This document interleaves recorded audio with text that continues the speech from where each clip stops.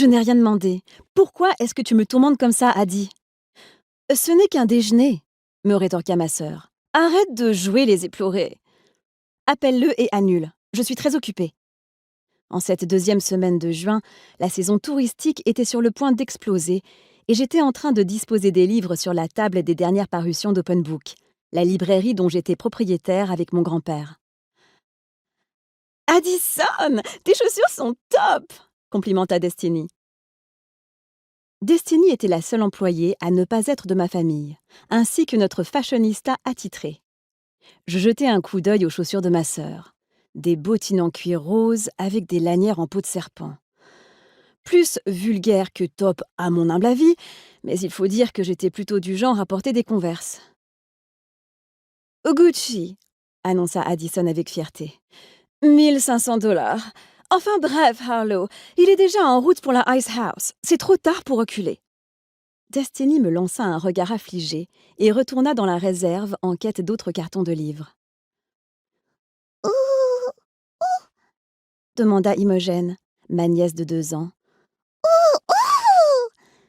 Plus solidement arrimée dans sa poussette qu'un cosmonaute dans une fusée au moment du compte à rebours, elle voulait toucher mon chien de ses petites mains potelées. Ollie était notre mascotte littéraire officielle, nom complet Oliver Twist, un petit bâtard noir et marron que j'avais recueilli. Il gémit, méfiant, à raison, face à Imogen. Le toutou est sale, ma puce, intervint Adi. Vilain chien, pas propre. Oliver n'est pas sale, rétorquai-je. Il a simplement peur de ta fille démoniaque. J'ouvris un autre carton. Génial, le nouveau Suzanne Elizabeth Phillips.